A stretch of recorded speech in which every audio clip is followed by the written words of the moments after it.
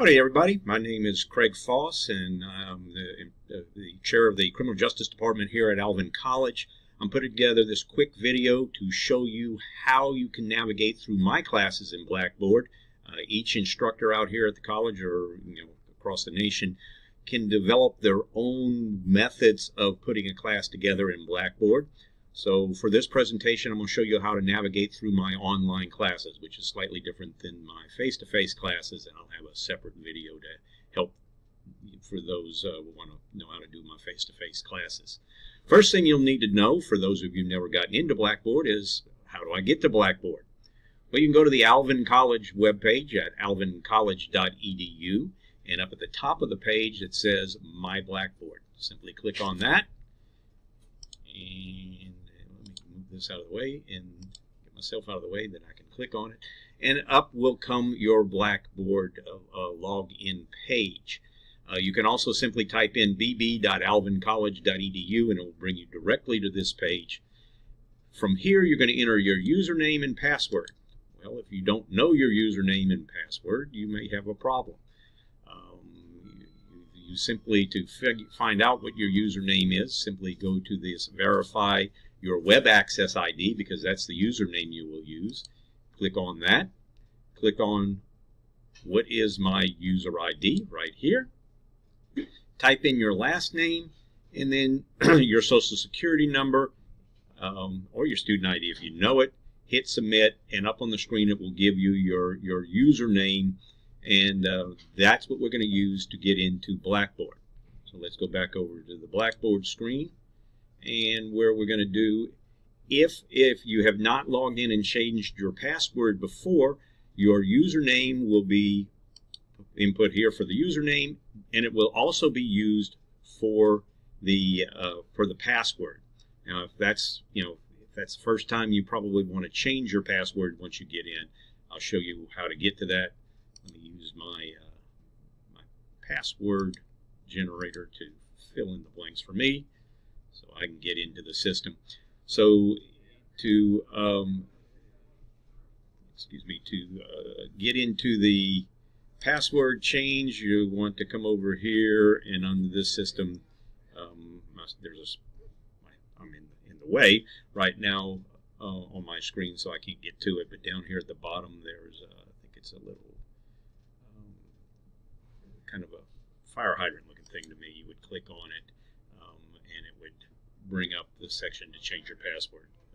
But anyway, with this software I'm using, I can't get to that spot. Okay, so this launch page that you've come to is customizable, so your courses may not be on this page. You can customize it by going to this add module and then select whatever thing you want, and add it to the page. On mine, I've put my courses so that they're right there on launch. If it's not there and you don't want to customize it, simply go over to the section that says My Course, and you should have a list of your classes. The default, they're all listed without the semester. By clicking on the little cog over here, you can go in there and select to group them by terms. You can also select which terms you want visible. For me, I've just got the current term up in the previous term, so I can go easily to those courses. For this demonstration, I'm going to pick this Introduction to Criminal Justice, which is an online class, and we'll pull it up so I can show you as a demonstration. Now, first thing I'm going to do is I'm going to move over to the student mode, so the screen's going to look like it will for the students, because it's going to be slightly different for the students and the setup for the instructor. So we'll come back to that mode, and then this is the way the screen should look. You should have a home page here. I've got the little logos up there for each class, so they're a little bit different colors, so it's easier mainly for me to see, make sure I'm in the right class. I've got sections with my announcements. My announcements can be very important for the online classes in particular, because this is where I'm going to put announcements about any changes in the syllabus, any changes in the course schedules, and so forth. Have announcements when tests are going to come up, and so got other areas that you can look at, what's new, alerts, to-do sections. You can look at those. I've never never really used any of those from the instructor side, so you'll have to look at them to see what's there, from the student's side. Now, further, to get to this page, it's the home page. It's already there, so when you click on it, it's going to come right back to that same page. But this is where we navigate between the different sections of the course. Right below it, we've got a section on the course schedule and syllabus. We click on that, you'll see a little icon that brings you to the syllabus. When you click on that, it's going to open up the syllabus, and you can look at that. If you click on right below that, we've got an area where we can click on My Grades, so you can look at your grades. We'll hopefully have look at that where you can come back and see what your grades are. We're going to do an exam shortly so that you can see how things are set up. And then another link to the announcements, which may or may not be in your online class. The office hours, which will show you my office hours. That's when you can call me in the office. Again, you can email me at any time, and I will get back to you. The course schedule, which shows you what we're going to be doing each week, what is due, and which day they're due. Now, keep in mind that if something is due on Monday, online classes, it's due at midnight on that date. So quiz number 1 in this setup is due at midnight on January 23rd. The original discussion for discussion number 1 is due on Wednesday, January 25th for this course. If we scroll on down, you've got a link to the course book. Gives you that, the really important thing that you want to look for is this ISBN number, and you can use that to go out and search and maybe get a better price than the $263 retail for this book. Now, that's maybe not be what you're going to spend in the bookstore here, so that's just a suggested retail price. But anyway, that shows you what we've got on that section. The next section we've got is the exams. There's probably not going to be a whole lot visible here. But here we've got a list of the exams, the dates that they're due. This is where you will find reviews for the exams. They will be available about a week before the exam, and it's a list of key terms that you want to look at to review. We note on here that the exams are open from 12:01 a.m. to 11:59 p.m. and so forth. And we also have a link to My Grades again, the same link that I showed you earlier. Now, the exams will not be visible until they open. So that first exam would open up on February 8th at 12:01 a.m. and it will automatically close at 11:59 p.m. that night. The exam will not be visible even during that time frame if you have not completed and passed all the required quizzes or participated in all the required discussions before that time. So if you go to there and that should be open, go back and make sure you participated in the quizzes. In the discussions, and make sure that you made at least 70 all quizzes and made at least 100 on that opening introductory quiz. So that's the exam tab. The next tab we'll look at real quick is the research paper tab. And on this tab, we'll look at, we have information on the research paper, on case reviews for classes that have case reviews, on the court observation classes for the courts class, and so forth. It tells you all about what you need, and it will give you the information or the link to submit your papers. Now, you notice the presentation link is available, but you don't see a research paper presentation. That's because you've got to take a quick quiz to certify that the paper is, meets all the requirements. You'll simply answer each one of the questions truthfully, hopefully, saying that you didn't plagiarize it, that you followed the instructions, that you had a personal interview and so forth, or that you attended court, depending on the class. Once you've answered those correctly, then the tab will appear for you to submit the paper. To submit it, you simply click on it, and we'll use a presentation because it's identical. Click on it, it will bring up the paper. There is a rubric that you can look at to see how I'm going to be grading the paper. There's no rubric for this presentation part. But to submit your paper, you simply click on Browse My Computer. You locate where you got your paper, and you just select it, and it will enter. Preferably, you're going to enter, submit the paper in a Word document, because then I can grade it online. If you don't have that available, you can do it as a PDF or an RTF document, whatever. Something that is universally available. Do not put it in a page, an Apple page format. I cannot read those, and there's no conversion software that will allow me to read them. If you happen to be using that inferior software, please make sure you export it out to a more universally acceptable format. And you can convert them from pages. I don't know how to do it, but you can convert it to a Word document, so be sure to do that. Once you do that, if this were a Word document, it would actually come up on the screen, and then you would hit submit. Unfortunately, I'm not going to be able to hit submit because it's below my screen here, where I'm actually got a little image of myself.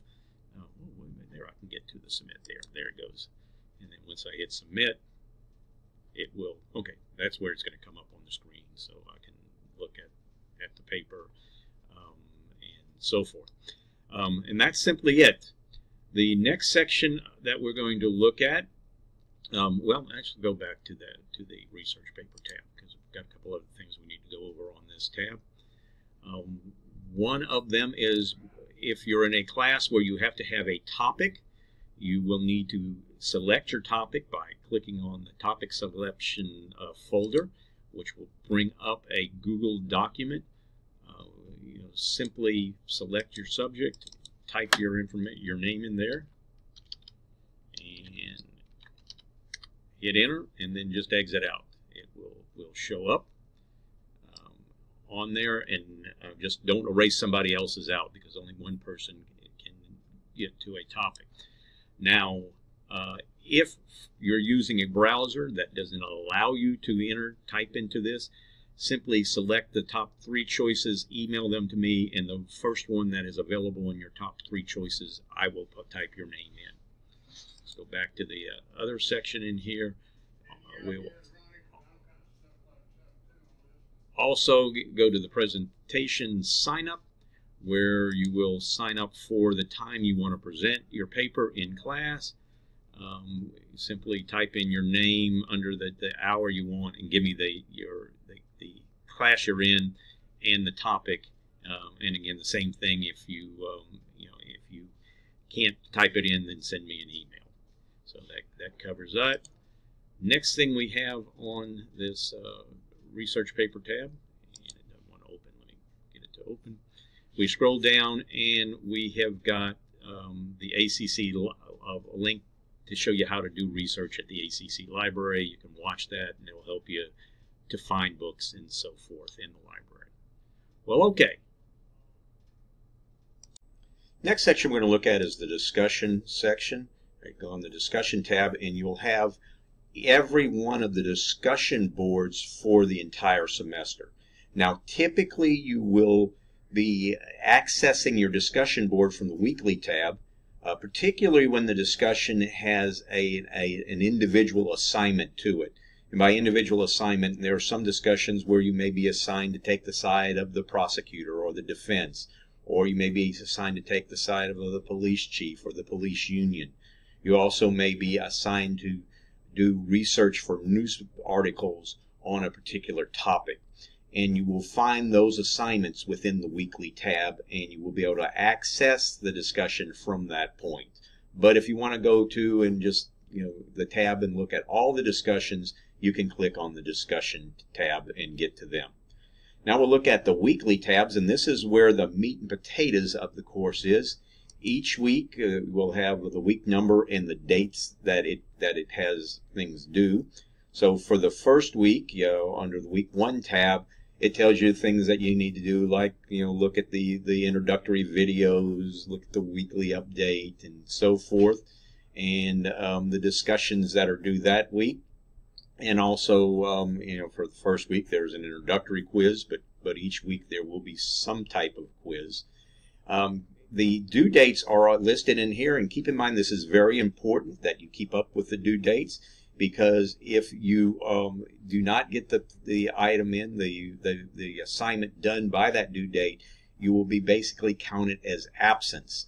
And after 3 absences, or 10% of the course of the assignments, which is 3 point something, so starting with the 4th late assignment, you'll be docked 10 points off your final grade, which comes out to basically a letter for each subsequent late submission. So, make sure you get all these discussions in on time. Make sure you get all your quizzes in on time. It's very important. Another thing that goes with this is you will not be able to view material until you complete the previous chapter's quiz with at least a 70%, and you won't be able to take the test until you've gotten the quizzes done and the discussions for that particular chapter done at the same time. So make sure you get those. Now, there is one exception to that 70% point. The introductory quiz requires that you make 100% on it, because this is where I get to know that you understand what is required for the course during the semester, and make sure that you know what the consequences are if you don't complete particular assignments and so forth. So to show you, before you can view the week 2 video for chapter 1 and the quiz, you must have the introductory quiz completed with 100%. So if we go to that second chapter, you will see that we've got the week at a glance. There's no weekly update yet because that won't be posted till that time, and the discussion, but there is no videos for chapter 1, or in this case chapter 2, when we have 2 different chapters. So we'll go back to week 1 and we'll show you how to take a test and also make this test visible. You might want to take notes on this because this is your introductory quiz for this particular course. Depending on the course you're looking at it might be a little bit different. So you take the quiz or any of the tests, you click on the link. You will then be given a little bit of brief information. Once you click begin, the time will start. The quizzes, for the most part, you have 30 minutes. There are 10 questions. There's plenty of time to complete them. The exams, you get a minute per question, depending on how many questions are they on the exam. So we'll click begin. Then we'll answer the questions as best we can by simply clicking on the correct answer. When you're done, you click this little arrow right here, and it will bring you over to the next question, and we're going to keep answering all of them until we get them all right. Let's say we don't know the answer to question number 3. You've got 2 different options that you can do. One of them is to give it your best guess and make a note on a piece of paper so you know to come back and check your answer, or you can just leave it blank, and we're going to go ahead and do that here so we can see what happens when you leave it blank.